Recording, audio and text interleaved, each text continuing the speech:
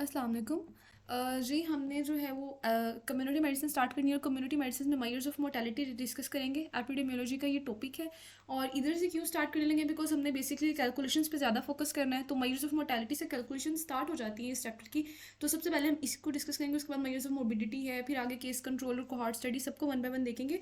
तो measures of mortality की बात करें तो measures of mortality number one आपके पास जो आता है that is crude death rate. मतलब आप क्रूड एक रफ मेथड यूज़ करते हो किसी भी सिटी में या किसी भी इलाके में कितनी डेथ्स हो रही हैं इसको मेजर करने के लिए। सिंपली आप क्या करते हो, आप देखते हो कि पूरे साल में, लाइक हम फैसलाबाद की एग्जांपल ले लेते हैं, आप देखते हो कि फैसलाबाद में पूरे साल में 2023 में कितनी डेथ्स हुई हैं। उसके अलावा आप उसको डिवाइड करोगे मीडियन पॉपुलेशन के साथ। अब मीडियन पॉपुलेशन कैसे फाइंड की जाती है कि 1 जुलाई 12 PM, मतलब रात को 12 बजे आप देखोगे कि 1 जुलाई जो था, 1 जुलाई 2023, इसमें कितनी पॉपुलेशन थी फैसलाबाद की, उसको आप मीडियन पॉपुलेशन कहते हो। इस तरह आप किसी भी सिटी की फाइंड कर सकते हो ना, 1 जुलाई पे ये फाइंड की जाती है। तो ये आपके पास हो जाएगी मीडियन पॉपुलेशन। उसके ऊपर आप रख दोगे कि कितनी डेथ्स हुई हैं टोटल और 1000 से मल्टीप्लाई कर दोगे, तो ये आपके पास क्रूड डेथ रेट आ जाएगा। अब हम क्रूड डेथ रेट फाइंड तो कर रहे हैं लेकिन इसको कभी भी हम कंपेरिजन के लिए यूज नहीं कर सकते। लाइक अब मैं आपसे कहूँ कि मुझे बताएं कि ये जो 2023 खत्म हो रहा है तो इसमें लाहौर में ज्यादा डेथ्स हुई हैं या फैसलाबाद में। अब आप फैसलाबाद का भी क्रूड डेथ रेट फाइंड कर लो, लाहौर का भी क्रूड डेथ रेट फाइंड कर लो सेम मेथड से। उसके बाद आप दोनों को कंपेयर करो, आप मुझे कहो कि नहीं फैसलाबाद में डेथ रेट ज्यादा था। अब हम कंपैरिजन के लिए क्रूड डेथ रेट को कभी भी फाइंड नहीं कर सकते क्योंकि हमने नहीं देखा। हो सकता है कि फैसलाबाद में डेथ रेट इसलिए ज़्यादा है क्योंकि फैसलाबाद में इस वक्त ओल्ड पॉपुलेशन ज़्यादा है, बूढ़े लोग ज़्यादा मौजूद थे, या फैसलाबाद के एरिया में कोई इंडामिक चल रही थी, या फैसलाबाद में जेंडर एक ज़्यादा थी, फीमेल ज़्यादा थी या मेल। मतलब हमने कोई भी फैक्टर नहीं देखा, हम इनको कंपेयर नहीं कर सकते किसी भी दो पॉपुलेशन के रेट को कभी कंपेयर नहीं कर सकते अनटिल अनलेस उनकी पॉपुलेशन कंपेरेबल ना हो, मतलब उनकी पॉपुलेशन में एक जितनी एज के एक जितने लोग हों। ठीक है, तो इसलिए क्रूड डेथ रेट को कभी भी कंपेरिजन के लिए यूज नहीं कर सकते। लेकिन आपसे पूछा जा सकता है कि क्रूड डेथ रेट कैसे फाइंड करते हैं, तो कितना है वो इवेंट हुआ है, नंबर ऑफ डेथ्स कितनी है और उसकी पॉपुलेशन कितनी थी, 1000 से मल्टीप्लाई कर दिया। अब हमने स्पेसिफिक डेथ रेट फाइंड करना शुरू किया। स्पेसिफिक डेथ रेट में हम क्या करते हैं, हम कहते हैं अच्छा आप लोग ये कह रहे हो ना कि हम लाहौर और फैसलाबाद का डेथ रेट कंपेयर नहीं कर सकते बिकॉज ये क्रूड मेथड है, तो हम स्पेसिफिक कर लेते हैं। लाइक हम कहते हैं कि फैसलाबाद में 40 से 50 ईयर्स के, मतलब 40s में जो लोग होते हैं, 40 ईयर्स से 50 ईयर्स के दरमियान जो एज होती है, इसमें कितनी डेथ्स हुई हैं फैसलाबाद में और इतनी ही एज में कितनी डेथ्स हुई हैं लाहौर में। अब तो हम कंपेयर कर सकते हैं ना कि उसी एज के लोग हमने लिए फैसलाबाद में, उसी एज के लोग लिए लाहौर में। तो स्पेसिफिकेशन हम एज के हिसाब से भी कर सकते हैं, उसको कहते हैं एज स्पेसिफिक। स्पेसिफिकेशन हम टाइम के हिसाब से भी कर सकते हैं कि पूरे ईयर का हम नहीं फाइंड करें, हम सिर्फ जून का फाइंड कर लेते हैं या हम किसी एक वीक का फाइंड कर लेते हैं। ठीक है, कि उस वीक में फैसलाबाद में कितनी डेथ्स हुई, लाहौर में कितनी हुई। हम कॉज के हिसाब से स्पेसिफिक कर सकते हैं कि सिर्फ एक डिजीज ले लें, लेट्स सपोज हम टीबी ले रहे हैं कि ट्यूबरकुलोसिस ने फैसलाबाद में कितनी डेथ्स करवाई हैं और लाहौर में कितनी करवाई, तो हम चीज़ों को स्पेसिफिक करें। तो स्पेसिफिक में आप कॉज के हिसाब से स्पेसिफिक कर सकते हो, टाइम के हिसाब से, एज के हिसाब से, सेक्स यानी फीमेल्स या मेल, जिसमें usually most common maternal mortality ratio आ जाती है कि हम सिर्फ फीमेल्स आती है ना मैटरनल मोर्टेलिटी में, तो हम सिर्फ उनको कंपेयर कर लेते हैं कि मैटरनल मोर्टेलिटी डेथ्स फैसलाबाद में कितनी हुई है लाहौर में। ठीक है, तो आप स्पेसिफिक करो।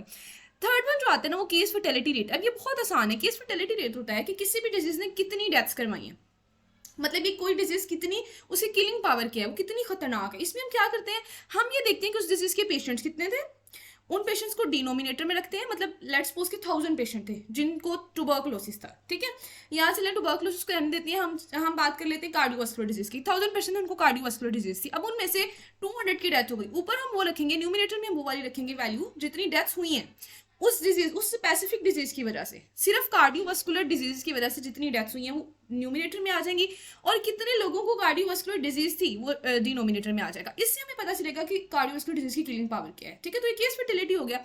अब इसी का जो ऑपोजिट होता है ना वो होता है सर्वाइवल। सर्वाइवल में हम क्या करते हैं कि कितने लोगों को वो डिजीज थी, लाइक हम कह रहे थे कि 1000 लोगों को कार्डियोवास्कुलर डिजीज थी, वो हमने यहाँ पर लिखी। उनमें से कितने लोग हैं जो सर्वाइव कर गए आफ्टर 5 ईयर्स भी, मतलब हमारे पास 1000 पीपल थे जिनमें कार्डियोवास्कुलर डिजीज थी।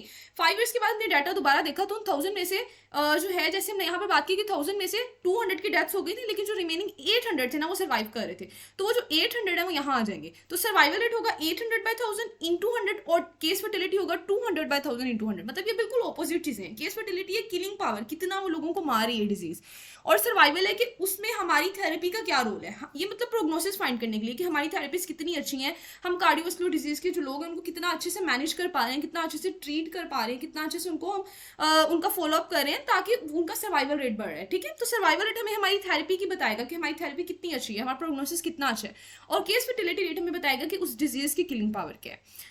उसके बाद proportional mortality rate. Proportional mortality rate ये आ जाता है कि हम प्रोपोर्शन फाइंड करें उस डिजीज की। लाइक प्रोपोर्शन ये होता है, प्रोपोर्शन में आप टूल्स ऑफ मेजरमेंट में भी पढ़ा होगा आपने। प्रोपोर्शन ये होता है कि एक पूरी कोई चीज़ है, उसका आप इतना पार्ट, या कितना भी आप पार्ट ले रहे हो, उस पूरी चीज में से एक पार्ट ले रहे हो, अब आप ये फाइंड करो कि जो पार्ट आपने लिया है स्पेसिफिकली, इसका इस पूरे में से कितना पार्ट बन रहा है, कितना परसेंट बन रहा है। लाइक हमने 20% लिया है, या अगर हम इसको थोड़ा बड़ा कर लेंगे तो लेट्स सपोज ये बन गया 50% या 70%। तो प्रोपोर्शन ये होता है कि उसकी ना मैग्नीट्यूड के हिसाब से हम उसका रिलेशन फाइंड करते हैं। तो प्रोपोर्शनल मोर्टेलिटी रेट ये होता है कि किसी भी स्पेसिफिक डिजीज ने कितनी डेथ्स कराई और उसको डिवाइड करिए कि टोटल डेथ्स हुई कितनी थी।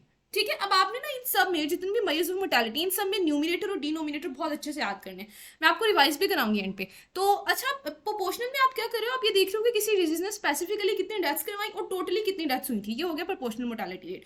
अब यहाँ तक तो बहुत आसान चीजें थी। अब थोड़ी सी मुश्किल चीज आ जाती है एडजस्टेड रेट या स्टैंडर्डाइज्ड रेट। लेकिन इसको समझने से पहले, क्योंकि ये थोड़ा सा मुश्किल है, इसको समझने से पहले हमने जितने अभी तक मेजर्स ऑफ मोर्टेलिटी पढ़े हैं उनको रिवाइज करेंगे। ठीक है, तो मेजर्स ऑफ मोर्टेलिटी हमने सबसे पहले कौन सा पढ़ा, जो कि क्रूड मेथड था, वो था हमारे पास क्रूड डेथ रेट। ठीक है, क्रूड डेथ रेट में हमने क्या देखा था कि हम सिंपली ये देख रहे हैं कि कितनी डेथ्स हो रही हैं उस एरिया में, total deaths, number of deaths in a year. ठीक है, हमने स्पेसिफाई कर दिया कि इस ईयर में हम देख रहे हैं नंबर ऑफ डेथ्स, और उसको डिवाइड कर देना, यानी डिनोमिनेटर होगा हमारा मीड ईयर पॉपुलेशन। ठीक है, उसके बाद क्रूड डेथ रेट के बाद सेकंड हमने देखा स्पेसिफिक। हमने कहा अच्छा ठीक है, अगर क्रूड डेथ रेट आप मैयर तो कर लेते हो, लेकिन कंपेयर नहीं कर सकते, तो उसके लिए आप स्पेसिफिक डेथ रेट यूज कर लो। स्पेसिफिक डेथ रेट अब एज स्पेसिफिक हो सकता है, कॉज स्पेसिफिक हो सकता है, जेंडर स्पेसिफिक हो सकता है। ठीक है, टाइम स्पेसिफिक, किसी भी लिहाज से हम उसको स्पेसिफाई कर सकते हैं। नंबर 3 पे हमने बात की case fertility rate. Case fertility rate ये था कि कोई डेथ जो कोई डिजीज जो है वो कितनी डेथ करा रही है, मतलब वो कितनी, उसकी किलिंग पावर क्या है, कितनी वो खतरनाक डिजीज है। ठीक है, उससे हम क्या करते थे, न्यूमिनेटर पे रखते थे कितनी डेथ्स हुई हैं उसी डिजीज की वजह से,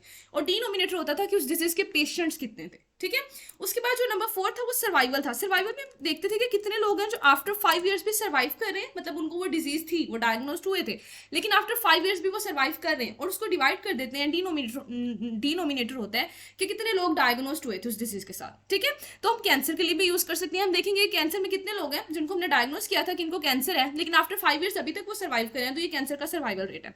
बिल्कुल वैसे कैंसर का केस फर्टिलिटी रेट आ जाएगा, कितने लोग हैं जिनको कैंसर डायग्नोस हुआ था 2023 में, और उसके बाद हम देख रहे हैं कि इतने लोगों की डेथ हो गई। ठीक है, तो इस तरह से ये बिल्कुल ऑपोजिट है एक दूसरे के। उसके बाद हमने देखा था प्रोपोर्शनल मोर्टेलिटी रेट में ये था कि किसी भी एक डिजीज ने, लाइक पूरे ईयर में इस वक्त हम लेट्स सपोज के फैसलाबाद में 1000 डेथ्स हुई है ना पूरे 2023 में, इनमें से जो 30 डेथ्स थी ना वो टिपिकली हुई थी लंग्स डिजीज की वजह से। तो हमने proportional mortality rate lungs disease का फाइंड करना है कि 30/1000, टोटल डेथ 1000 हुई थी, डिनोमिनेटर होगा टोटल डेथ्स कितनी हुई है, और न्यूमिनेटर क्या होगा, किसी एक डिजीज की वजह से कितनी डेथ्स हुई है। ठीक है, चलें, ये सारा हमने रिवाइज कर लिया। अब हमने बात जो करनी है ना वो करनी है स्टैंडर्डाइज की। स्टैंडर्डाइज पहले मैं आपको समझाऊंगी, उसके बाद हम बुक से रीड करेंगे।